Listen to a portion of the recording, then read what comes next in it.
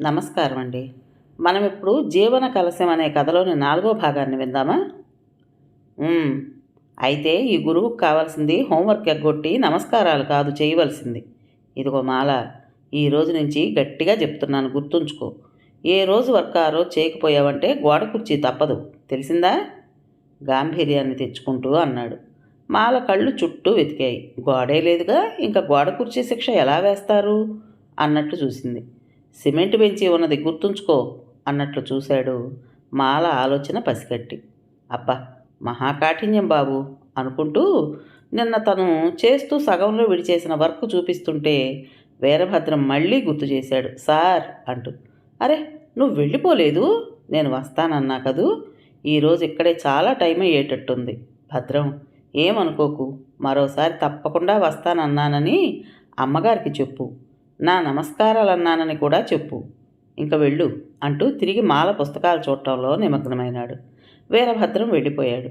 లోపల సంతోషంగా ఉన్నా పైకి మాత్రం మాస్టర్ రానన్నందుకు చాలా బాధపడుతున్నట్లు ముఖం పెట్టి. మాల, ఇలా సగం సగం వర్క్ చేసి వదలటంలో నీ ఉద్దేశం నన్ను పూర్తి చేయమనే? ఇలా చదివావంటే సెప్టెంబర్కి కాదు మార్చికి కూడా వెళ్ళలేవు. విసుక్కుంటూ నోట్స్ దిద్దుతున్న వాసునే చూస్తూ ఉండిపోయింది మాల. ఆ భద్రం చూడు, ఎంత సిన్సియర్గా వర్క్ చేస్తాడు, చదువుతాడు. నీకు చెప్పి చెప్పి విసుగెత్తుతోంది. ఈ హోంవర్క్ అంతా నా చేత పూర్తి చేస్తున్న నువ్వు రేపు పరీక్ష కూడా నా చేత రాయించేటట్లున్నావు. కోపం తెచ్చుకుంటూ తల ఎత్తి చూశాడు వాసు. తలంటుకున్న జుత్తు గాలికి చెదిరి ముఖం మీద పడుతోంది. కుడి చేతి మీద జాకెట్టు చిరుగు పైకి కనిపిస్తుంటే పమిటని వెనక్కి తిప్పి కప్పుకుంది. సరిగ్గా మరో చిరుగు గుండె దగ్గరకు వస్తుంటే ఆ రెండూ కనిపించకుండా ఉండాలని సతమతం అవుతూ మధ్య మధ్య హ్యాచ్ అంటూ ఒకటే తుమ్ములు తుమ్ముతోంది.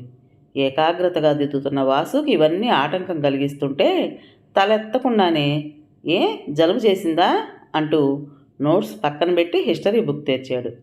మాల ఈరోజు ప్రతిరోజులా లేదు, ఏదోలా ఉన్నది అన్నది. ఇప్పటికి గ్రహించి తెరిచిన పుస్తకం మూసేస్తూ ఈరోజు ఎందుకు ఎలాగో ఉన్నావు అడిగాడు మాలని పరీక్షగా చూస్తూ. జవాబు ఇవ్వలేకపోయింది. నాన్నకి ఎలా ఉంది? పర్వాలేదు. నువ్వు పని మానేసావా లేదా? జవాబు ఇవ్వు మాల, ఏం జరిగింది? విషయం చెప్పకుండా నీలో నువ్వు బాధపడొద్దని చెప్పానుగా. మరి? ఏం లేదు వాసుబాబు, మీరెంత శ్రద్ధగా చెప్తున్నారు. నేను బాగా చదువుకుని పరీక్ష రాయాలనే ఎంతో ప్రయత్నిస్తున్నాను. భద్రంలా నేను ఎందుకు చదవలేకుండా ఉన్నానో నాకు ఎంత ఆలోచించినా అర్థం కావడం లేదు. చదువుదామంటే ఏకాగ్రత కుదరటమే లేదు. ఏం చెయ్యను? మిమ్మల్ని వేధిస్తున్నాను కదూ. మాల ఇలా మాట్లాడినప్పుడల్లా వాసు మనసు ద్రవించిపోతుంది. తెచ్చిపెట్టుకున్న కాఠిన్యాన్ని గాలికి వదిలేసి మామూలుగా మాట్లాడుతూ, ఇంకా అదే ఆలోచిస్తున్నావా పిచ్చిదానా? నువ్వెందుకు చదవలేకపోతున్నావో నాకు తెలుసు. ఒకవైపు ఆర్థిక ఇబ్బందులు, మరోవైపు తండ్రి అనారోగ్యం, నౌకరీ చేసే చోట పరిస్థితులు అనుకూలంగా లేకపోవడం. ఇలాంటప్పుడు ఏ ఆడపిల్ల ఏకాగ్రతతో చదవలేదు. కానీ నీ భవిష్యత్తు ఆలోచించి నేను మందలిస్తూ ఉంటాను. మరోలా అనుకోవు కదూ. మాలవైపు వాత్సల్యంగా చూస్తూ అన్నాడు. మిమ్మల్ని మిమ్మల్ని అపార్థం చేసుకోవడమా వాసుబాబు? అలాంటిది ఎప్పుడూ జరగదు. మా తండ్రి తర్వాత మీరే నా శ్రేయోభిలాషులు, గౌరవనీయులు. ఇది నాకు బాగా తెలుసు. అబ్బా, ఎంత విశ్వాసం! సంతృప్తిగా అనిపించింది మాల అలా అనడం. ఈరోజు ఓ ఫ్రెండ్ బర్త్డే పార్టీకి పిలిపొచ్చింది. అందుకని రాకూడదు అనుకున్నాను. అలాగా, వెళ్ళి రావాల్సింది. మరి నువ్వెదురు చూడవు? దీనికే, ప్రతిరోజు ఉన్నదేగా. పుట్టినరోజంటే సంవత్సరానికి ఒక్కసారి వచ్చే రోజు. పుట్టినరోజంటే నాకు చాలా ఇష్టం. జరిగిపోయినవి గుర్తు తెచ్చుకుంటూ భవిష్యత్తు కొరకు ఎన్నో కలలు కంటూ ఎటో చూస్తూ ఆవేశంగా మాట్లాడుతోంది మాల. అయితే నీ పుట్టినరోజు ఎప్పుడు? కాస్త ముందుగా చెప్పు. అసలే పేదవాడిని నవ్వుతూ అన్నాడు వాసు. క్షణం చలించింది మాల. ఎందుకు ముందుగా చెప్పడం? కాంతలు తేవడానికా? మీ పేదరికం అడ్డు రాకుంటే ఈరోజే నా పుట్టినదినం నిర్లిప్తంగా అన్నది మాల. అరే, నిజంగానే? మరి ఇందాకటి నుంచి చెప్పనే లేదే? ఏం చేస్తే బాగుంటుంది అని ఆలోచిస్తున్నాను అన్నాడు. ఈరోజు మిమ్మల్ని పిలిచి కాఫీ అయినా ఇవ్వాలనుకున్నాను. ప్రతి సంవత్సరం ఎంతో గొప్పగా చేసే నాన్నకి పరిస్థితులు మారటంతో ఈరోజు విషయం ఆయనకు గుర్తే లేదు. నేనెవరికి చెప్పుకోను. వాసుబాబు, మీరైనా ఉన్నారు నా గోడు వినడానికి. ఎంతో తృప్తిగా ఉంది. నాకు ఈ అదృష్టం చాలు. ఇప్పటికి 22 పుట్టినదినాలు గడిచిపోయినాయి. ఇప్పటికి ఏం సాధించాను? ఇక ముందు ఏం సాధిస్తాను? అసలు ఏం సాధించాలి? ఏమిటో వేదాంతిలా నవ్వింది మాల. వాసు జేబు తడుముకున్నాడు. చేతికి 2 రూపాయల నోటు కాస్త చిల్లరా తగిలింది. ముందే తెలుసుంటే ఎంత బాగుండేది మాల. పద, స్వీట్ తినిపిస్తాను. నాకా? వద్దు వద్దు వారించింది మాల. ఇక్కడే హోటల్ ఉంది, పద ఇద్దరం పెడదాం. కానుకలేవీ ఇవ్వలేకున్నా నా కష్టార్జితంతో నీకు స్వీట్ ఇప్పిస్తాను పద, తొందర పెట్టాడు వాసు. ఆవేశంలో అంతస్తులు మరుస్తున్నారు. నాతో మీరు హోటల్కి వస్తారా? వద్దు వాసుబాబు, మన పరిచయం అందరి దృష్టిని పడనేయటం ఏమంత మంచిది కాదు మీకు. సమాజంలో మీ గౌరవానికి భంగం కలిగితే నేను భరించలేను. చూడండి, నేను కోరేది, మీరు ఇవ్వవలసింది ఇంతకు మించి మరొట్లేదు అంటూ వంగి అతని పాదాలను కళ్ళకద్దుకుంది మాల. చెలించిపోయాడు. 2 చేతులతోనూ లేవనెత్తి, ఆశీస్సులు ఇవ్వగలిగిన శక్తి నాకే ఉంటే నేను మనస్ఫూర్తిగా ఏం కోరుకుంటున్నానో అదే ఆ దేవదేవుడు తప్పక అనుగ్రహిస్తాడమ్మా. ప్రేమగా మాల తలనిమురుతుంటే ఆనందంతో మాల కళ్ళు తలతళా మెరిశాయి. ఇక్కడే ఉండు మాల, ఇప్పుడే వస్తాను, 5 నిమిషాల్లో వచ్చేస్తాను అంటూ హోటల్లోకి వెళ్ళి స్వీట్లు కొనుక్కుని వచ్చి మాల అంటూ పిలిచాడు. పార్క్ అంతా గాలించాడు. మాల జాడ లేదు. ఏం జరిగింది? ఎందుకు వెళ్ళిపోయి ఉంటుంది? అయ్యో, కనీసం ఇదైనా ఇవ్వలేకపోయాను అనుకుని బాధపడుతూ పార్కు గేటు దాటి మరోసారి చుట్టూ చూశాడు. తనకు కావలసిన మాల ఎంత వెతికినా మరి కనిపించలేదు. కాళ్ళు ఇడ్చుకుంటూ ఆలోచిస్తూ నడుస్తున్నాడు. చదువు చదువు అన్న గొడవలో పడి మాలకి బట్టలు చిరిగిపోయాయన్న సంగతి కూడా తను గ్రహించలేదు. ఎలాగైనా సరే 2 చీరలు కొనివ్వాలి. అవును, ఇవ్వాలి. నడుస్తున్న వాసు పక్కన చెర్రున వచ్చి ఆగింది ఓ ఫియట్ కారు. కళ్ళు మూసుకుని పోయి మనుషుల మీదకి కారుని ఎక్కిస్తున్నది ఎవరు అనే కోపంతో ముఖం చిట్లించి చూశాడు. సలాం సాబ్. వైదేహి కారు డ్రైవర్ వినయంగా సలాం చేసి నిల్చున్నాడు. అమ్మగారు మీరు ఎక్కడున్నా పట్టుకురమ్మన్నారు. ఇంటికి వెళితే మీ వదినమ్మగారు మీరు లేరని చెప్పారు. ఎక్కడెక్కడో తిరిగాను, రండి పోదాం అంటూ డోర్ తెరిచి పట్టుకున్నాడు. అర్జెంట్ పని ఉంది, ఇప్పుడు వీలు కాదు, రేపు ఫోన్లో మాట్లాడతాను. తప్పించుకోవడానికి ప్రయత్నిస్తున్నాడు వాసు. అసలు అక్కడికి వెళ్ళడానికి ఇష్టం లేదు. అమ్మగారు మిమ్మల్ని తీసుకువెళ్లకుండా వెడితే ఊరుకోరు బాబు. అర్జెంట్ పని ఉంటే నేను కారులో దించేస్తాను, రండి బాబు. మిమ్మల్ని వెతికి వెతికి ప్రాణం బేజారు పడింది. రానంటే ఎట్టా? కాస్త ఆలస్యం చేస్తే కారులోకి బలవంతంగా తోసి తలుపు వేసి తీసుకువెళ్ళేటట్టున్నాడు. ఇంకా లాభం లేదు, ఇతను వదలడు అనుకుని కారులో కూర్చున్నాడు. తను ఆ రోజు ఎలాంటి బట్టలు వేసుకున్నాడో అప్పుడు చూసుకున్నాడు. షర్టు బాగా మాసిపోయినట్టే ఉంది. పార్కులో కర్చీఫ్ పరుచు కూర్చున్నా ప్యాంటు నలిగిపోయింది. పోనీ ఇంటికి వెళ్ళి బట్టలు మార్చుకుని వెడదామంటే అస్సలు ఇష్టం లేదు. టైము 8 దాటి ఉంటుంది. అతిథులు అందరూ వెళ్ళిపోయి ఉంటారేమో. అలాగైతేనన్నా బాగుండు. వైదేహి మీద చెప్పలేనంత కోపం వచ్చేస్తోంది. ఆ రోజు హోటల్లో జేబులో డబ్బులు లేని సమయంలో వచ్చి ఆదుకుందనే కృతజ్ఞతతో కాస్త ఎక్కువగా మాట్లాడినందుకు పనిష్మెంట్ అనుభవించక తప్పదు అనుకుంటూ ఉండగానే వైదేహి ఇల్లు రానే వచ్చింది. అప్పుడే స్కూటర్లో వెళ్ళిపోతున్న వ్యక్తి వీపు మాత్రం కనిపించింది. ఇదేమిటి, అన్నయ్య కాదు కదా? ఇక్కడికి ఎలా వస్తాడు? ఎందుకు వస్తాడు? అసంభవం. అన్నయ్య కాదు, మరెవరో అచ్చంగా అన్నయ్యలా ఉన్నాడు. చేతిలో స్వీట్ ప్యాకెట్ ఉన్న సంగతి అప్పుడు గుర్తొచ్చింది. దూరంగా విసిరేసేందుకు కూడా వీలు లేకుండా అయింది. ఎలాగో ఆ ప్యాకెట్ని ప్యాంటు జేబులో దూర్చేసి మేడ మెట్లెక్కుతూ ఉంటే వైదేహి పినతండ్రి వచ్చి సాదరంగా ఆహ్వానించాడు. ఈయనకి నేనంటే కోపం లేదు. వీళ్ళు మనుష్యులు కాదా? కోపతాపాలు లేనంత సంస్కారమా? ఏమిటో, చాలా విచిత్ర పరిస్థితి.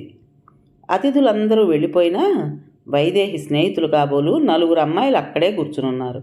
వైదేహి చాలా ఆడంబరంగా అలంకరించుకుంది. అసలే లావుగా ఉండే ఆమె నెమలి పింఛం పట్టు చీరలో మరీ లావుగా కనిపిస్తోంది.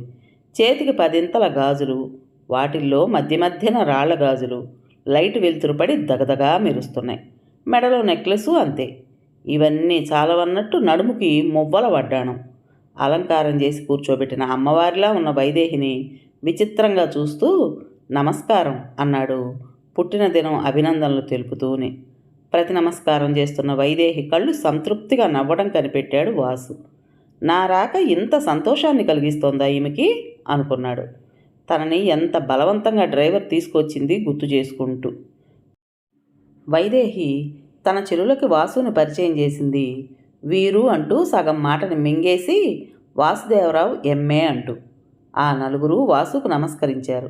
ముక్కు ముఖం తెలియని ఆ అమ్మాయిల ఎదురుగా దిష్టిబొమ్మలాగా కూర్చోవాలంటే చికాకు కాదు, తిక్కరేగుతోంది వాసుకి. ఎంఏ చదివిన ముఖమేనా ఇంత లక్షణంగా వచ్చాడు పార్టీకి? వారాలు చేసుకుని చదువుకున్న బాపతేమో. ఆ షర్టు అది అంటూ వాసుని గురించి అప్పుడే అభిప్రాయాలు ఏర్పరచుకున్నారు ఆ అమ్మాయిలు.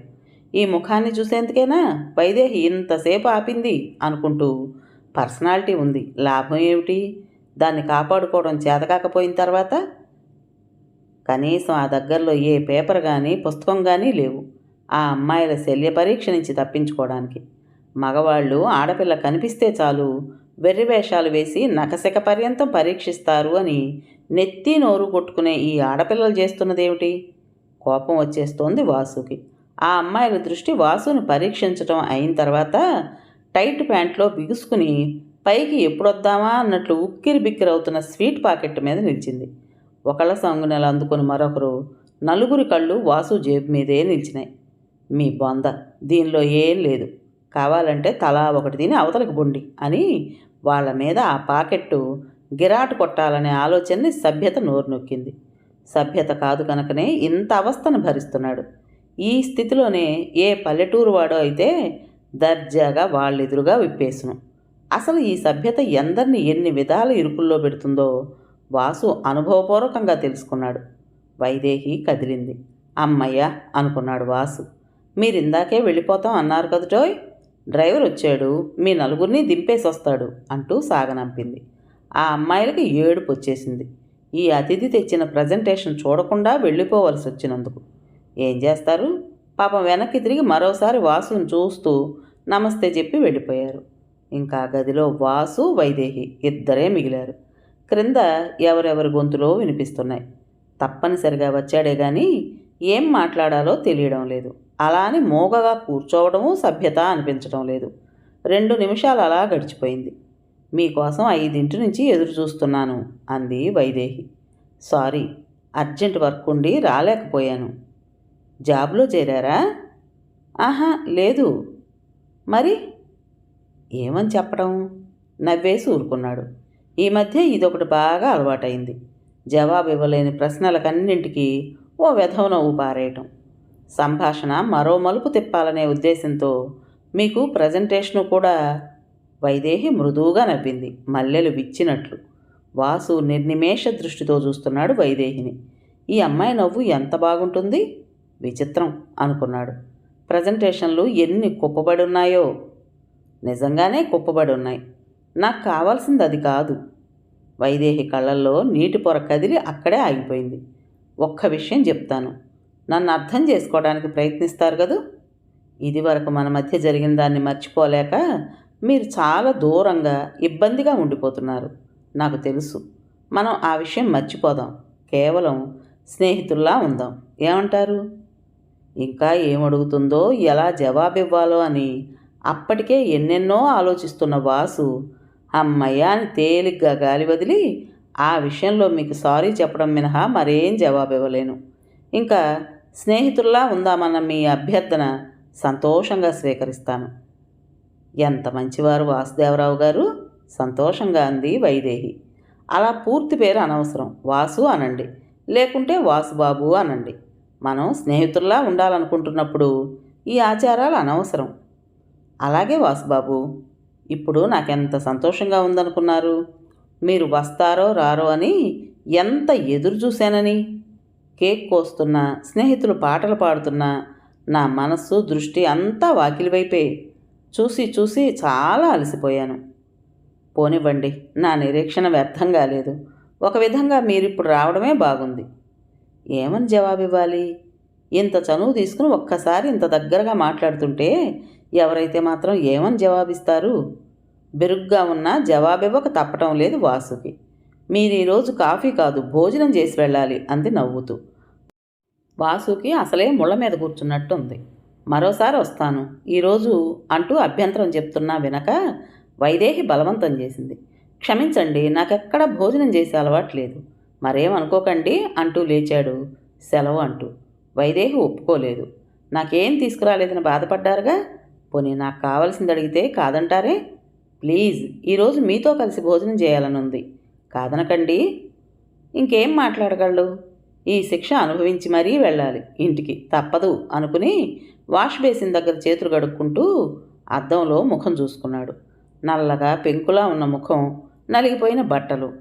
నౌకరు తువాలు అందించాడు. ఆ హాల్ ప్రక్కనున్న రూమ్లోనే ఇద్దరికీ టేబుల్ మీద వడ్డించారు. మరెవ్వరూ లేనందుకు సంతోషించినా వైదేహి మాత్రం కొత్త కాదు.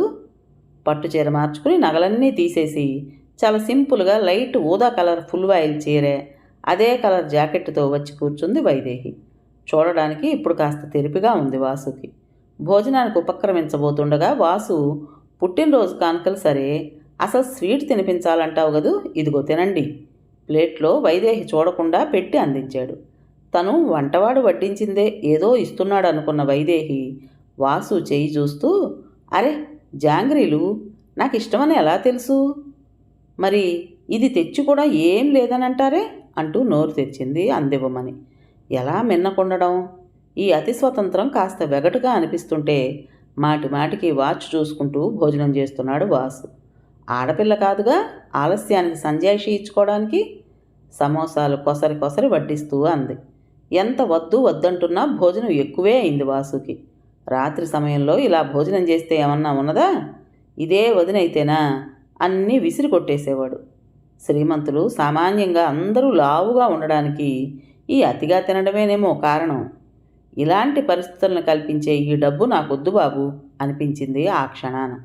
అప్పుడప్పుడు తప్పక వస్తూ ఉంటాను అన్నమాట వాసు దగ్గర తీసుకుని కదిలింది వైదేహి. ఇంటికి కాస్త దూరంలోనే కారు దిగేసి అమ్మయ్య అనుకుంటూ ఇల్లు చేరాడు వాసు.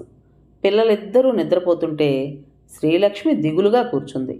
రాఘవరావు అప్పటి వరకు ఆగ్రహంతో తమ్ముడు ఇంకా ఇంటికి రాలేదని చిందులు తొక్కి ఆయాసం తీర్చుకుంటూ సీరియస్గా పేపర్ చూస్తూ కూర్చున్నాడు. విశ్వం దగ్గర నుంచి ఉత్తరం వచ్చింది. ఈ మధ్య నా బిజినెస్ బాగానే ఉంది. మీ మాల ఎలా ఉంది? పరీక్ష పాస్ అవుతుందా, డింకి కొడుతుందా? డింకి కొట్టదులే, ఎందుకంటే చదువు చెప్పేది నువ్వు గనక. ఆ అమ్మాయిని అన్నం తిననిస్తున్నావో లేదో ఎప్పుడూ చదువు చదువు అంటూ బోరెత్తిస్తావు. నాకు తెలుసు, మా నాయనమ్మ చిన్నప్పుడు నిన్ను చూసి అంటూ ఉండేది, అది అక్కరకొచ్చే కొమ్మ, చదువు మినహా మరో విషయం అక్కర్లేదు. నువ్వు ఉన్నావు, ఊళ్ళో ఉన్న చింతతోపులు మామిడి పిందెలు అన్నీ నీవే, నీకేం చదువు అంటుతుంది అని.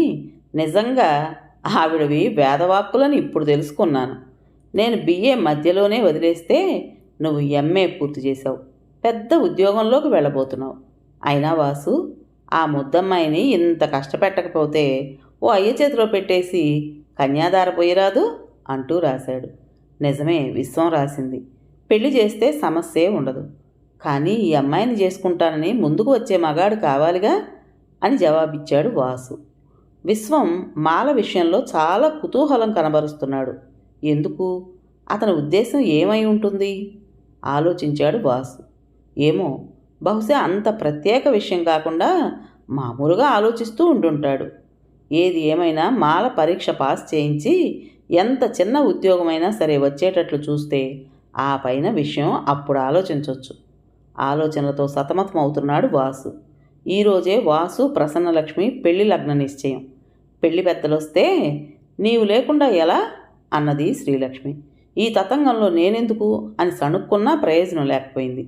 పెళ్లి కూతురు తాతగారు ఊరి నుంచి వచ్చారుట, ఇప్పుడొచ్చి నిన్ను చూస్తారుట అంటూ శ్రీలక్ష్మి వివరించింది. ఇదిగో పెళ్లి కూతురికి ప్రధాన పొంగరం చూడు అంటూ ఓ ఎర్రరాళ్ళ ఉంగరం వాసు చేతిలో పెట్టింది.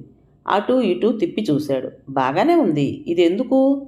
శ్రీలక్ష్మి నవ్వుతూ అంది, ఇది పెళ్లి కూతురికి, ఈ సమయంలో మనం పెట్టాలి. అంటే ఆ అమ్మాయి ఇంక నీకు నిశ్చయం అయిపోయినట్టే, తెలిసిందా? ముందు గదిలో మధ్యవర్తి సమక్షంలో నిశ్చయ తాంబూలాల కార్యక్రమం జరిగిపోయింది. పెళ్లి పెద్దల సంభాషణ అటు తిరిగి ఇటు తిరిగి నేటి రాజకీయాల్లోకి మళ్ళింది. కబుర్లు మహాజోరుగా సాగిపోతుండగా వాసుబాబు, ఒక్కసారి రండి, నాన్న నాన్న మరేం చెప్పిందో ఎవరికీ వినిపించలేదు. అందరూ వాకిలి వైపు ఆశ్చర్యంగా మెడలు తిప్పారు. ఎవరీ పిల్ల? వాసుతో ఏం పని? అసలు ఎందుకు వచ్చినట్టు? క్షణంలో ఆ ప్రదేశం నిశ్శబ్దంగా మారిపోయింది. అందరి దృష్టి వాసుబాబు అంటూ ఆ గదవతల మెట్ల మీద నిల్చుని దాదాపు ఏడుస్తున్నట్లు పిలుస్తున్న ఆ పిల్ల మీద నిలిచిపోయినాయి. రాఘవరావు కళ్ళు కోపంతో ఎర్రబడ్డాయి. ఎవరు నువ్వు? వెళ్ళి ముందు అంటూ కసురుకున్నాడు. ఎవరో అమ్మాయితో తన తమ్ముడు తిరుగుతున్నట్లు తెలుసు గాని ఆ అమ్మాయి ఎలా ఉంటుందో రాఘవరావుకి తెలియనే తెలియదు. తమ్ముడు వయస్సులో ఉండి పెడదారులు పడుతున్నాడనే అనుమానం వేధిస్తున్నందువల్లే ఈ సంబంధం ఖాయం చేసుకున్నాడు. ఇంకా తాగితే వాసుకి సెలక్షన్ వచ్చిన తర్వాత అయితే సంఖ్య ఇంకా పెరిగే అవకాశం ఉన్నా ఈ కారణాల వల్ల తలవంచక తప్పలేదు. ఈ సమయంలో ఆ అమ్మాయి ఇలా సుడిగాలిలా వస్తుందని కలలో కూడా ఊహించలేదు. మాల పిలుపు వాసుకి వినిపించింది. శ్రీలక్ష్మి భయంగా వాసుని వెళ్ళవద్దని షర్టు పట్టుకు లాగుతున్నా వాసు ఆగలేదు. బయటకొచ్చేశాడు. మాలా, ఏమైంది నాన్నకి అంటూ. వాసుబాబు, నాన్న పిచ్చి పిచ్చి మాటలు మాట్లాడుతున్నాడు అంటూ బావురుమంది. మాలకి అక్కడ ఏం జరుగుతున్నదో అసలు ఆ పిల్ల చూడనే లేదు. తనకి ఒకే ఒక్క దిక్కు తండ్రి. ఆ తండ్రి ఏదోగా అయిపోతుంటే ఆమెకి ప్రపంచం తల్లకిందులవుతున్నట్లయిపోతుంటే ఆసరాగా ఆదుకుంటాడనే ధైర్యంతో వాసుని వెతుక్కుంటూ పరిగెత్తుకొచ్చింది. వాసు మరేం ఆలోచించలేదు. వెక్కి వెక్కి ఏడుస్తున్న మాలను దగ్గరగా తీసుకుని ఏడవద్దని ధైర్యం చెబుతూ పద అంటూ స్కూటర్ వెనక కూర్చోబెట్టుకుని రివ్వున వెళ్ళిపోయాడు. పెళ్లివారితో పాటు వరండా వరకు వచ్చి ఆ దృశ్యాన్ని చూస్తున్న రాఘవరావు అవమానాన్ని భరించలేక పిచ్చివాళ్లాగా చిందులు తొక్కాడు. పెళ్లివారు ఒకరి ముఖాలు ఒకరు చూసుకున్నారు. మధ్యవర్తికి చెమటతో షర్టు తడిసిపోయింది. పద చెప్తాం నీ సంగతి అంటూ ఆయన్ని లాక్కు వెళ్ళి కారులో కోలేశారు. కళ్ళు దాగిన కోతిలాగా చిందులు తొక్కుతున్నాడు రాఘవరావు. అందిన వస్తువునల్లా శ్రీలక్ష్మి ముఖాన గిరాటు కొడుతుంటే వీణ, బాబ్జీ మంచం కింద దూరి కూర్చున్నారు హడలిపోతూ. శ్రీలక్ష్మి ఏం చేస్తుంది? స్థాణువులాగా నిలిచిపోయింది. తన ఏకైక పుత్రికను వాసుకు అప్పగించి ఆ వృద్ధుడు, వాసుబాబు, మిమ్మల్ని అపార్థం చేసుకున్నాను, క్షమించు బాబు. దిక్కులేని ఈ ఆడపిల్ల తల్లి చేసిన తప్పుకి తను శిక్ష అనుభవిస్తోంది. ఇంకా ఏం చేసినా నీదే భారం బాబు. కళ్ళు మూసేశాడు. డాక్టర్ నా అవసరం ఇంకా లేదు అంటూ బ్యాగ్ సర్దుకుని వెళ్ళిపోయాడు. మాల తండ్రి మీద పడి హృదయ విదారకంగా విలపిస్తోంది. ఆ అమ్మాయిని ఎలా ఓదార్చడం? ఈ ప్రపంచంలో నా అనేవారు లేని ఏకాకిగా మిగిలిపోయిన ఆమెకు ఏం చెప్పి ఓదార్చాలి? ఏడవకమ్మా, నువ్వు ఒంటరి దానివి కాదు, నేను లేను. మాలా, నీకు నేనున్నాను. రోగంతో యమయాతన పడి ఆయన ఈ బాధల నుంచి విముక్తి చెందారు. అందుకు నువ్వు ఆనందించాలి, బాధపడకు, కళ్ళు తుడుచుకో. వాసు ఓదారుస్తున్న కొద్దీ మాలకి దుఃఖం ఎక్కువ అవుతోంది. వాసుబాబు, నేను చచ్చిపోతాను అంటూ వాసు రెండు చేతులతోనూ ముఖం కప్పుకుంది. దుఃఖం మరీ ఎక్కువైంది. విషయం వింటూనే వెంకటేశ్వర్లు, వీరభద్రం రెక్కలు కట్టుకుని వాలారు. వీరభద్రం తల్లి మాలని ఓదారుస్తోంది. ముందు జరగవలసిన విషయం ఆలోచనలు చేశారు. వాసు జేబులో 10 రూపాయలకి మించి లేదు. చేతి వాచ్ తీసి వెంకటేశ్వర్లు చేతిలో పెట్టి జరగవలసిన కర్మకాండలు పూర్తి చేయి. అది చాలదనుకో, నువ్వు సహాయపడు, ఆ తర్వాత తీర్చుకుంటాను అంటుంటే వీరభద్రం కళ్ళనీళ్లు జల్జలా రాలేయి. తనలాంటి వాడు రెక్కల కష్టం తప్ప ధనరూపంలో సహాయపడలేకపోయినందుకు కుమిలిపోతూ. మాల పనిచేసే ఇంటి యజమానురాలి చంద్రహారం మాయమైందని పోలీస్ రిపోర్టు వెళ్ళింది.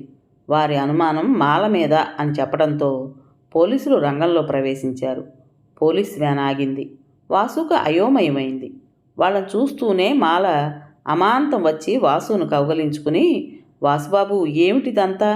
నాకు భయం వేస్తోంది అంది పిచ్చిదానిలా. మరేం భయపడకు అంటూ పదవి పట్టుకుని, సోదా చేసుకోండి ఇన్స్పెక్టర్ అన్నాడు. ఉప్పుకుండలో ఉన్నదంటూ బయటికి తీసుకువచ్చాడు ఒక పోలీస్ దగదగా మెరిసిపోతున్న 16 కాసుల చంద్రహారాన్ని. వాసుబాబు, నాకేం తెలీదు అంటూ భోరుమంది. వాసు స్థాణువులాగా నిలిచిపోయాడు. మాలని బలవంతంగా పోలీసులు వ్యాన్ ఎక్కించుకుని వెళ్ళిపోయారు. ఏది జరగకూడదు అని మొదటి నుంచి అనుకున్నాడో అది జరగనే జరిగిపోయింది. తనలోని శక్తి అంతా ఎవరో చేత్తో తీసేసినట్లు డీలా పడిపోయాడు వాసు. వెంకటేశ్వర్లు, వీరభద్రం జరగవలసిన పని పూర్తి చేశారు. వాసు ఎంత ప్రయత్నించినా ప్రయోజనం లేకపోయింది. మాలకి 3 నెలలు జైలు శిక్ష విధించింది న్యాయస్థానం. రాఘవరావుకి తల ఎత్తలేని స్థితిని తెచ్చిపెట్టాడు తమ్ముడని ఇంట్లో కాలు పెట్టేందుకు వీలు లేదు అంటూ తలుపు ఢామ్మని మూసేశాడు. చేతిలో చిల్లిగవ్వలేదు. ఉద్యోగం అసలే లేదు. ఇప్పుడు తలదాచుకోని నీడ కూడా లేదు. ఏం చెయ్యాలి? వీరభద్రం మా ఇంటికి రండి మాస్టారు అంటూ ప్రాధేయపడ్డాడు. అతని ఒక్కడి సంపాదనతో తల్లి తండ్రి తను పొట్ట నింపుకుంటూ మరొకరిని ఆహ్వానిస్తున్నాడా నిస్వార్థపరుడు. వీరభద్రం ఆహ్వానంలో ఆత్మీయత ఉంది. ఆ పిలుపు వాసుకి ఏదో తీయని సంతృప్తినిచ్చింది. అది చాలు తనకి. పిలిచాడే కదా అని వాళ్ళకి భారం అవడం జరగని పని. పోస్ట్ మ్యాన్ ఓ ఉత్తరం వాసు చేతిలో పెట్టి వెళ్ళిపోయాడు. విశ్వం దగ్గర నుంచే అని తెలుస్తూనే ఉంది. వాసు, నువ్వు నీ ముక్త క్షేమమే కదూ? ముక్త అంటే అని ఆశ్చర్యపోతున్నావా? ముక్త అనగా అర్థం వదిలిపెట్టబడిన అని. ఈ అర్థం నేను చెప్పింది కాదు సుమా. విశ్వనాథ సత్యనారాయణ గారు ఆ ముక్త మాల్యదకి పీఠిక రాశారు. ఇంకా క్షమిస్తావుగా ఇలా అన్నందుకు? ఇక నుంచి నీ కన్యారత్నాన్ని ముక్త అనే పిలుస్తాను. నీ కన్యని పరిగ్రహించేవారు పరాయి వారెవరో ఎందుకు? ఆ దానం నాకు చేసి నన్ను ఇంటివాడిని చేయాలనే సదుద్దేశం నీకెందుకు కలగలేదు? వాసు, ఆ ముక్తని హారంలో గుచ్చి మెడలో ధరించాలని మహాకోరికగా ఉంది. నీ ఆమోదం తెలుపు. వెంటనే రెక్కలు గట్టుకు వాళ్తాను. వాసు నిట్టూర్చాడు. ఈ ఉత్తరం 4 రోజుల ముందు వచ్చుంటే ఎంత బాగుండేది. ఇప్పుడు దొంగతనం మోపబడి శిక్ష అనుభవిస్తున్న మాలని పరిగ్రహించే త్యాగం నీలో ఉన్నదా విశ్వం అంటూ జవాబు రాసి పోస్ట్లో వేశాడు. 3 రోజులుగా తిండి నిద్ర లేని వాసు కళ్ళు తిరుగుతుంటే తూలుతూ రోడ్డు మీద నడుస్తున్నాడు. వెనక్గా వచ్చిన ఇద్దరు తల పగిలేలా కొట్టబోతుంటే అంత నీరసంలోనూ వెనక్కి తిరిగాడు వాసు. నీరసంగా నిలబడలేని వాసు ఆ ఇద్దరిని ప్రతిఘటించలేక కూలబడిపోయాడు. బలంగా తగిలిన దెబ్బకి స్పృహ తప్పిపోయింది. 4 రోజుల తర్వాత స్పృహ తెలిసింది వాసుకి. తను వైదేహి ఇంట్లో ఉన్నట్లు తెలిసింది. బలహీనంగానే ఉన్నా మెల్లగా లేచి కూర్చుని ఆలోచిస్తున్నాడు. గాయం చిన్నదే అయినా ఇంకా సలుపుతూనే ఉంది. ఖాన్ ఎదురు దెబ్బ తీయకుండా విడవడని తనకి తెలుసు. కానీ జరిగిపోతున్న పరిస్థితుల్లో ఈ మాటని కాస్త విస్మరించి అజాగ్రత్తగా ఉన్నాడు. జోర్న వర్షం కురుస్తోంది. ఇల్లంతా నిశ్శబ్దంగా ఉంది. క్రింద నుంచి ఏవేవో శబ్దాలు వినవస్తున్నాయి. రోడ్డు మీద నుంచి వెళ్లే కార్లు చెందగొట్టే నీళ్లు వింత శబ్దం చేస్తున్నాయి. వర్షపు నీళ్లు పడి కుండల్లోని చామంతి మొక్కలు పరిశుభ్రంగా పచ్చగా తలలూపుతున్నాయి. దీర్ఘంగా ఆలోచిస్తున్నాడు వాసు. ఏమిటి అంత దీర్ఘ ఆలోచన? నవ్వుతూ మందు గ్లాస్ అందించింది వైదేహి. వాసు ఆమె చేతిలోని గ్లాస్ అందుకోలేదు. మొట్టమొదటి రోజు తను ఈ ఇంటికి ఈ వైదేహిని చూడటానికి వచ్చాడు. ఆ ఇష్టాన్ని వ్యక్తం చేసేటప్పుడు మళ్ళీ ఈ ఇంటి గడప దాటి లోపలికి రావాల్సిన అవసరం వస్తుందని ఊహించలేదు. అలా అనుకునే ఉంటే ఆ రోజు అలా జవాబిచ్చి ఉండేవాడా? కాదు. ఏమో ఈ వైదేహి నేనంటే ఎందుకింత శ్రద్ధ చూపుతోంది? అర్థం కావడం లేదు. అసలు ఎలా వచ్చాను ఇక్కడికి? ఎవరు తీసుకొచ్చారు? వైదేహిని అడిగాడు. మందిస్తున్నాను. మీరు ఏవో ఆలోచనల్లో నన్ను నా మందును చూడటం లేదు. ఇంకా నాకు మందు అక్కర్లేదు. కానీ అసలు నేను ఇక్కడికి ఎలా వచ్చాను? వైదేహినే చూస్తూ అడిగాడు. ఎత్తుకొచ్చాను అంటూ కిలకిలా నవ్వింది. వెంటనే కాస్త నవ్వొచ్చినా వెధవజోకు ఇప్పుడేనా? చికాకొచ్చింది వాసుకి. మందు తాగండి. వద్దు. అన్నింటికీ మీ ఇష్టమేనా అంటూ బలవంతంగా నోట్లో పోసేసింది. దుప్పటి సర్ది ఇప్పుడే నాన్నగారు వచ్చి మిమ్మల్ని చూస్తారట. నాన్నగారంటే అర్థం చిన్నాన్నగారు. నేను వెడుతున్నాను. వైదేహి, మీ నాన్నగారి ప్రశ్నలకి నేనేం జవాబులు ఇవ్వలేను. అయినా ఆయనకి కృతజ్ఞతలు చెప్పండి. మీరెక్కడే ఉండండి. నాకు కళ్ళు మూసుకుపోతున్నాయి అంటూ దుప్పటి ముసుగు పెట్టుకున్నాడు. నేను రావద్దండి, ఆయనకు అసలే సిగ్గు అని ఎంత చెప్పినా వింటేనా? 4 రోజుల నుంచి ఊళ్ళో లేరయ్యే. మరి అదిగో వస్తున్నారు. వాసుబాబు ఎలా ఉంది అంటూ కుర్చీ లాక్కుని కూర్చున్నాడు ఆయన. నమస్కారం. ఇంకా తప్పదు అనుకున్న వాసు లేచి కూర్చోబోయాడు. లేవకండి, డాక్టరు మీకు ఇంకా విశ్రాంతి కావాలన్నాడు. పూర్తి ఆరోగ్యం చేకూరే వరకు ఇక్కడే ఉండండి. క్షణానికి వెళ్ళిపోతా అంటూ మాకు ఇబ్బంది కలిగించకండి. వైదేహి మీ దగ్గరే ఉంటున్నది కదూ? మరొస్తాను, కాస్త పని ఉంది అంటూ పాఠం అప్పజెప్పినట్లు చెప్పేసి జవాబు ఆశించకుండా వెళ్ళిపోయాడు. ఆయన్నే చూస్తూ ఈ డబ్బున్న వాళ్ళ మర్యాదలు ఇలాగే ఉంటాయా అనుకుని ఆలోచిస్తూ ఉన్నాడు. బత్తాయి రసం ఇదిగోండి, వైదేహి అందించింది. వైదేహి చేతి రంగురంగుల గాజులను చూస్తూ, నేనంటే మీకెందుకింత శ్రద్ధ అన్నాడు. అనుకోని ప్రశ్నకి ఆలోచనలో పడింది వైదేహి. మాట్లాడరే? ఏం మాట్లాడను? నన్ను నేను ప్రశ్నించుకుంటున్నాను ఎందుకు అని. వైదేహి జవాబుకు మరి మాట్లాడలేక రసం గ్లాస్ అందుకుని గబగబా తాగేసి గ్లాస్ కింద పెట్టబోతుంటే వైదేహి అందుకుంది. 5 నిమిషాలు ఇద్దరి మధ్య నిశ్శబ్దం రాజ్యం చేసింది. నౌకరు ఫ్లవర్ వాజులో పువ్వులు మార్చి వెళ్ళాడు. ఆ గదిని ఒక్కసారి కలియ చూశాడు వాసు. పెద్ద గది.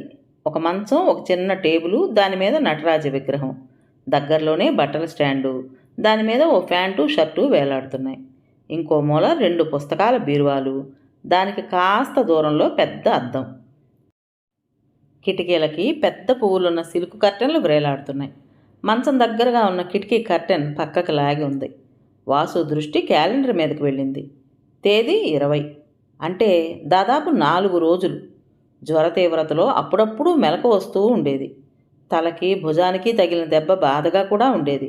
ఒకసారి డాక్టర్ పరీక్షిస్తున్నట్లు, మరోసారి అర్ధరాత్రి వైదేహి పుస్తకం చదువుకుంటూ అలాగే నిద్రపోవటం కనిపించి తిరిగి మగతగా కళ్ళు మూతలు పడ్డాయి. మరోసారి మెలకు వచ్చింది. తన తల దగ్గర కూర్చుని అక్కడే నిద్రపోతూ చెయ్యి తన మీద వేసింది వైదేహి. ఆ స్పర్శకే కాబోలు మెలకు వచ్చి కళ్ళు తెరిచాడు తను. ఇప్పుడు తలుచుకుంటే ఇదంతా కలలాగా అనిపిస్తోంది. వీరభద్రం, వెంకటేశ్వర్లు వచ్చారట మిమ్మల్ని చూడాలని. ప్రతిరోజు వచ్చి చూస్తూనే ఉన్నారు అంటూ వైదేహి మరో 2 కుర్చీలు అక్కడ వేయమని నౌకరికి చెప్పింది. ఇక్కడికే ఎందుకు, నేను క్రిందికే పెడతాను లేవబోయాడు వాసు. వద్దు వద్దు, వాళ్లే ఇక్కడికి వచ్చేస్తున్నారు. వాసు లేచి కూర్చున్నాడు. తన వంటి మీద వదులు వదులుగా ఉన్న లాల్చీని పరీక్షగా చూసుకుంటుంటే పైజమా కూడా అలాగే ఉంది. ఆ 2 తనవి కాదు. వైదేహి ఒక కంట కనిపెడుతూనే ఉంది. ఇవి ఇవి నాకొద్దు, నా బట్టలు అంటూ మహా చికాకు పడిపోతుంటే ఇంతలోనే వెంకటేశ్వర్లు, వీరభద్రం వచ్చారు. అసలు వాసుకు మరొకరు బట్టలు వాడాలంటే తగని చికాకు. టవలైనా సరే తనది తనకి ప్రత్యేకంగా ఉండాల్సిందే. రండి కూర్చోండి అంటూ ఆహ్వానిస్తున్న గురువుగారిని చూస్తుంటే పెద్ద పెట్టున నవ్వొచ్చేసింది వీరభద్రానికి. వెంకటేశ్వర్లు వస్తున్న నవ్వు ఆపుకోలేక పెద్దగా నవ్వేస్తుంటే ఇంకా వీరభద్రం కూడా పైకే నవ్వేశాడు. వాసు తన బట్టల వైపు మరోసారి చూసుకోబోతూ ఎదురుగా అద్దంలోకి చూశాడు. తన అవతారం పూర్తిగా కనిపిస్తుంటే వాసు ఆ నవ్వుల్లో శృతి కలిపాడు. వైదేహి నోట్లో పమిట కొంగు పెట్టుకుని ఆలోచించి పారిపోయింది. వాసు వాళ్లతో పాటు నవ్వుతున్నాడే గాని ఆ బట్టల్లో కంపరం ఎత్తినట్టుంది. డ్రైవర్ రెడీమేడ్ బట్టలు తెమ్మంటే ఇంత పెద్దవి తెచ్చాడు అంటూ సంజాయిషి ఇచ్చిందే గాని తిరిగి నవ్వొస్తోంది ఆమెకి. ఇవిగో మీ బట్టలు అంటూ ఇస్త్రీ ప్యాంటు షర్టు అందించింది వైదేహి. తన బట్టలు వేసుకున్న తర్వాత కానీ వాసు స్నేహితులతో సరిగా మాట్లాడలేకపోయాడు. నేను ఇక్కడున్నానని మీకు ఎలా తెలిసింది? భలేవారు, మీరు కనిపించలేదని మేం కంగారు పడుతుంటే వైదేహి గారు కబురు పంపారు. అప్పుడే వచ్చి చూశాం. ఖాన్ పగ పట్టాడంటే పాము పగ, దరిద్రుడు అంటూ సానుభూతి చెప్తూ మాట్లాడారు మిత్రులు. వైదేహి ఆ ఇద్దరికీ కాఫీ పంపింది. ఈ మర్యాదలు మాకెందుకండి? మా స్నేహితుణ్ణి ఆపద సమయంలో ఆదుకున్నారు, అంతే చాలు. చేతులు జోడించాడు వెంకటేశ్వర్లు. పర్వాలేదు, ఒట్టి కాఫీ మాత్రమేగా అంటూ బలవంతం చేసింది. వెంకటేశ్వర్లు, నేను మీతో వచ్చేస్తాను, నాకింక పర్వాలేదు. వైదేహి వైపు చూశారు ఆ ఇద్దరు. చూడండి, మరో 4 రోజులు పోయిన తర్వాత పంపిస్తాను. మీరు ప్రతిరోజు వచ్చి చూసి వెడుతూ ఉండండి ఎంతో మృదువుగా చెప్పింది వైదేహి. కాదు, నాకు చాలా బాగుంది, నేను వెళ్ళిపోతాను అంటూ వాసు పట్టుబడుతుండగా డాక్టర్ వచ్చాడు. మరో 4 రోజులు పూర్తి విశ్రాంతి తీసుకోవాలి అంటూ గట్టిగా చెప్పి వెళ్ళాడు. వెంకటేశ్వర్లు, వీరభద్రం వైదేహి దగ్గర సెలవు తీసుకుని వెళ్ళిపోతూ మీ అన్నయ్య గారికి చెప్పమంటారా అంటూ వాసు ముఖం చూసి వద్దులేండి అంటూ వెళ్ళిపోయారు. పత్యం తీసుకుని నిద్రపోకుండా గదిలో నుంచి బాల్కనీలోకి, అక్కడి నుంచి గదిలోకి పచారులు చేస్తున్నాడు వాసు. మనస్సులో చాలా విసుగ్గా ఉంది. ఇదేం బందిఖానా?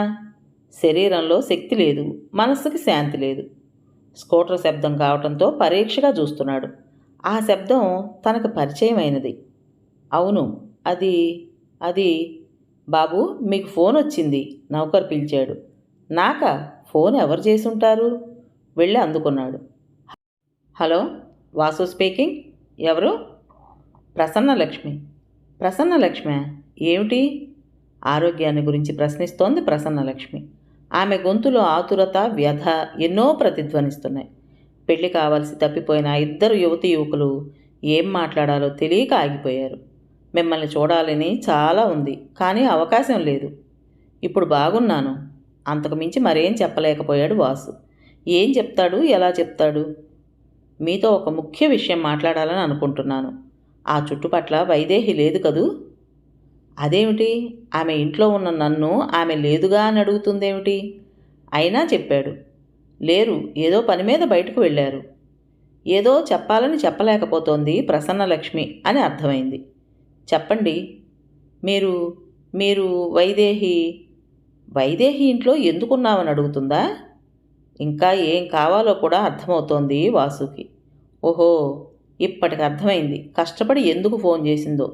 మొట్టమొదట ప్రసన్న గొంతు విని గుర్తుపట్టగానే ఏదో తెలియని ప్రశాంతత, సంతృప్తి కలిగింది. అది కాస్త ఆవిర్లా ఎగిరిపోయింది. ప్రసన్నలక్ష్మి మాటలో బెరుకుతనం కంటే ఏదో చెప్పాలనే తపన అర్థమవుతోంది, కానీ ఏమీ చెప్పలేకపోతోంది.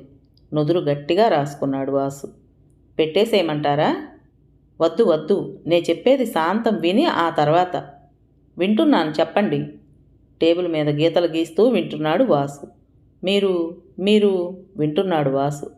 అందరూ చెప్పినవి మా నాన్నగారు, అన్నయ్యలు నమ్మారు. కానీ నేను మీతో ఓసారి మాట్లాడాలని. నిజమా కాదా అని ప్రశ్నించి తెలుసుకోవడానికా ఫోన్ చేసింది? కఠినంగా అడిగాడు వాసు. కాదు కాదు. మరేమిటి కాకుంటే? ఇదిగో చెప్తున్నాను వినండి. నా ఇష్టం వచ్చినట్టు చేస్తాను. రేపు ఆ అమ్మాయి జైలు నుంచి రాగానే నా దగ్గరే ఉంచుకుంటాను. ఈ విషయంలో బ్రహ్మదేవుణ్ణి కూడా లెక్క చేయను. చాలా? ఇంకా ఏమైనా కావాలా? ప్రసన్నలక్ష్మి గొంతు వణుకుతూ మాట్లాడింది. అది కాదు, నేను చెప్పేది పూర్తిగా వినాలి.